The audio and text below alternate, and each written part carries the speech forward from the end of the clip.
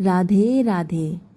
जन्माष्टमी के इस पावन पर्व पर आज हम सिर्फ श्री कृष्ण जी के जन्म की खुशी नहीं मनाएंगे, बल्कि एक ऐसी कथा को समझेंगे जो धर्म पर अधर्म की, अन्याय पर न्याय की और बुराई पर अच्छाई की विजय का प्रतीक है। क्या आपने कभी सोचा है कि एक नन्हा बालक कैसे उस क्रूर राजा का अंत कर सकता है, जिसका भय पूरी धरती पर छाया हुआ था? कैसे एक साधारण ग्वाला अपने मामा के अहंकार को चूर चूर कर सकता है, जिसने अपने ही माता पिता को कारागार में डाला था? आज हम आपको ले चलेंगे उस रोमांचक यात्रा पर, जहां हम देखेंगे श्री कृष्ण जी की बाल लीलाओं से लेकर कंस के वध तक की पूरी गाथा। हम जानेंगे कि कैसे नियति ने एक अत्याचारी के अंत को करने के लिए स्वयं भगवान को धरती पर भेजा। ये सिर्फ एक कथा नहीं, बल्कि इस बात का प्रमाण है कि जब भी धर्म पर संकट आता है, तब स्वयं भगवान अवतार लेते हैं। तो हमारे साथ अंत तक बने रहिएगा और सुनिए कैसे प्रेम और धर्म की शक्ति ने क्रूरता और अधर्म का नाश किया। द्वापर युग की बात है। मथुरा के राजा कंस का महल किसी दुल्हन की तरह सजा हुआ था। पूरे नगर में चहल पहल थी और चारों ओर खुशी का माहौल था। ये अवसर था कंस की बहन देवकी के विवाह का। कंस एक क्रूर और अत्याचारी राजा था, लेकिन वो अपनी बहन से अत्यंत प्रेम करता था। बड़ी धूमधाम से देवकी और वसुदेव का विवाह संपन्न हुआ, लेकिन ये खुशियां कुछ ही पलों में मातम में बदल गईं। विवाह के पश्चात आकाशवाणी हुई, जिसमें कहा गया कि देवकी का 8वां पुत्र ही कंस की मृत्यु का कारण बनेगा। ये आकाशवाणी से देवकी और वसुदेव की जिंदगी पूरी तरह से बदल गई। कंस ने क्रोधित होकर वासुदेव को मारने का फैसला किया। देवकी ये देखकर घबरा गई और अपने पति के प्राणों की भीख मांगने लगी। कंस ने देवकी के आग्रह पर वासुदेव के प्राण छोड़ दिए और निश्चय किया कि वो एक एक करके देवकी की सभी संतानों की हत्या कर देगा। और इसके पश्चात उसने अपनी ही बहन को उसके पति के साथ कारागार में बंद करवा दिया।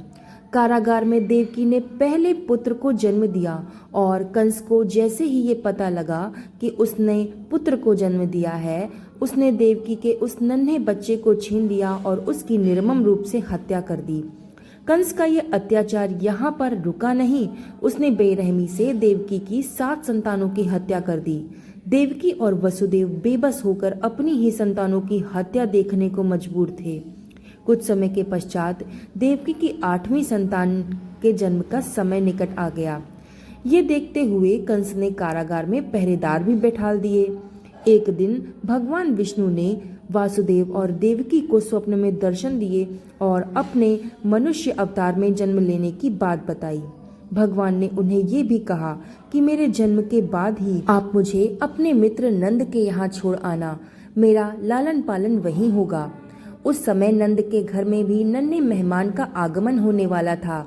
जैसे ही अर्धरात्रि को कृष्ण का जन्म हुआ, उस कारागार के सभी पहरेदार गहरी नींद में सो गए और कारागार के द्वार अपने आप खुल गए।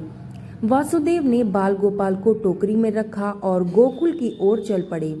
रास्ते में भीषण वर्षा और उफनती यमुना के बीच जैसे ही वासुदेव टोकरी को अपने सिर पर रखकर आगे बढ़े, यमुना ने उनके लिए रास्ता बनाया और शेषनाग ने अपना फल फैलाकर और वासुदेव की तेज बारिश से रक्षा की।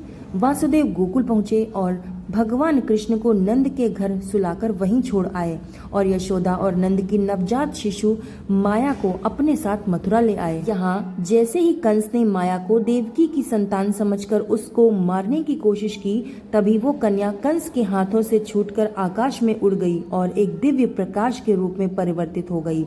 उस प्रकाश से फिर आकाशवाणी हुई कि हे दुष्ट, तू मुझे जो समझकर मेरा वध करना चाहता है, मैं वो नहीं हूँ। तेरा काल जो तेरी मृत्यु का कारण बनेगा, वो गोकुल में सुरक्षित है और वही तेरा विनाश करेगा। इतना कहकर वो प्रकाश वहां से अंतर्ध्यान हो गया। इस प्रकार भगवान कृष्ण का जन्म हुआ और उन्होंने अपने जीवन काल में कई लीलाएं रची और कंस का वध करके उसके अत्याचारों का भी अंत किया। जिस दिन उनका जन्म हुआ, उस दिन को कृष्ण जन्माष्टमी के रूप में मनाया जाने लगा। तो यहाँ पर जन्माष्टमी की कथा समाप्त हुई। इस कथा को सुनने के बाद इस कथा को अपने परिवार वालों के साथ शेयर जरूर कर दीजिएगा और कमेंट में जय श्री कृष्णा जरूर लिखिएगा। और वीडियो पसंद आया हो तो इसे लाइक कर दीजिएगा, चैनल को सब्सक्राइब कर दीजिएगा। तो मिलते हैं ऐसी ही सुंदर कथा के साथ, तब तक के लिए धन्यवाद।